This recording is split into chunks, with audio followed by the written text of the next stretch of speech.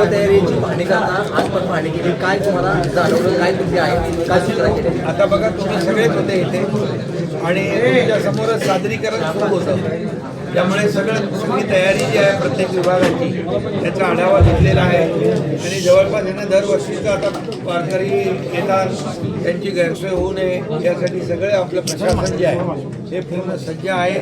काही अडचणी असतील त्या देखील आपण दूर केलेल्या आहेत. कुठलीही गैरसोय होऊ नये हीच काळजी सगळ्यांना घेण्याच्या सूचना दिल्यात. टीमवर्क म्हणून काम करतायत आणि त्यामुळे मला वाटतं ही आषाढीची वारी अतिशय सुरक्षित, स्वच्छ, निर्मळ आणि आरोग्यदायी होईल. सर, आपण 100-125 कोटीपेक्षा जास्त खर्च करताय, पण हे कामाची क्वालिटी राहिली जाते का, त्याचा उपयोग होतो का, या बघासाठी एखादा अधिकारी किंवा काहीतरी सार्वजनिक बांधकामे कोणतंही काम असतं मोठा खर्च करतोय, पण त्याची एक्सपायरी 15 दिवस राहत नाहीये. नाही, या बाबतीमध्ये कलेक्टर इकडे आहेत. मी आता तुमच्या समोरच सांगतो, जे काही कामं झालेली आहेत त्याचं ऑडिट केलं पाहिजे आणि त्याचं ऑडिट करून जे काही कामं पैसे आपण दिलेले आहेत कामासाठी त्यामुळे थर्ड पार्टी ऑडिट करू आपण त्याचं आणि त्यामधून इथून पुढे कुठल्याही परिस्थितीमध्ये कुठल्याही निधीचा दुरुपयोग होणार नाही याची काळजी घ्या. सर, आज आपण पाहणी केली आहे, वारकऱ्यांनी काय नेमक्या प्रतिक्रिया दिल्या?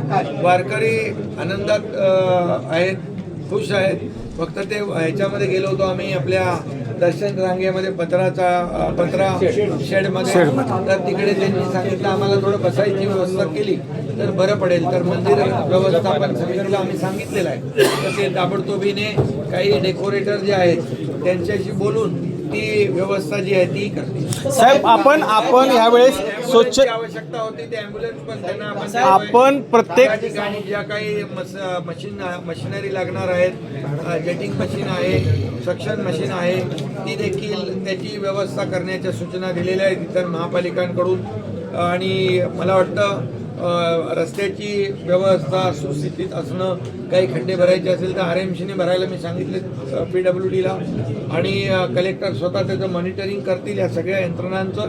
त्यामुळे मला वाटतं या ठिकाणी कुठलीही गैरसोय होणार नाही, कारण मागच्या वर्षापेक्षा यावेळेचं नियोजन आणि जे काही त्या नियोजनामध्ये वाढ केलेली आहे, स्वच्छते गर्दी जास्त होईल अशी अपेक्षा आहे आणि त्यामुळे आणखी 300 लोक सुमितला आम्ही वाढवायला सांगितलेले आहेत स्वच्छतेमध्ये.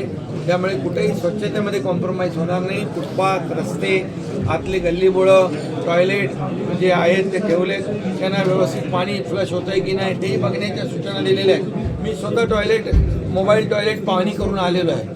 ते स्वच्छ नीटनेटके आहेत, परंतु वारी संपेपर्यंत या अशाच प्रकारची स्वच्छता राहिली पाहिजे यासाठी तशा प्रकारच्या सूचना. साहेब, आपण प्रत्येक वेळेस स्वच्छतेवर भर देत आहे. आपण गेली 4-5 वर्ष झालं आपण स्वच्छतेवर भर देत आहे, दिवसेंदिवस त्याच्यामध्ये वाढ होती.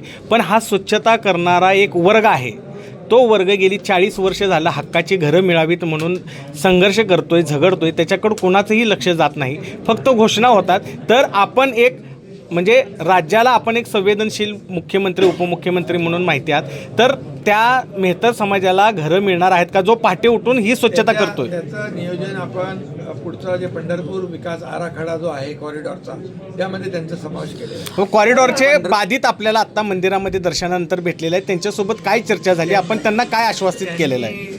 एवढीच भावना व्यक्त केली की आम्हाला विश्वासात घेऊन या ठिकाणी कॉरिडॉर करा, लाखो वारकरी येतात, त्यांची गैरसोय होऊ नये यासाठी आमचं देखील सहकार्य बिलकुल मिळेल. आणि त्यांनी एक मीटिंग मागितलेली आहे, तर त्यांना आम्ही कुठलाही प्रकल्प आपलं महायुतीचं सरकार हे सर्वसामान्य जनतेचं सरकार आहे, सर्वसामान्य लोकांचं सरकार आहे. त्यामुळे आम्ही कुठलाही कुणावरही जोर जबरदस्ती करून कुठलाही प्रकल्प रेटून पुढे नेत नाही. आणि मी त्यांना सांगितलेलं आहे की तुमचा विश्वासात घेऊन आपण करू, कारण लाखो वारकरी येत आहेत, वारकऱ्यांची संख्या वाढते. त्यामुळे जे आता आपण आता जागा जी आहे ती अपुरी पडते आणि म्हणून त्यासाठी सहकार्याची आवश्यकता आहे. पण हे करत असताना जे पिढ्यानपिढ्या इथं राहत आहेत, आपला व्यवसाय करतात, त्यांच्यावर देखील कुठलाही अन्याय होणार नाही. साहेब, यापूर्वी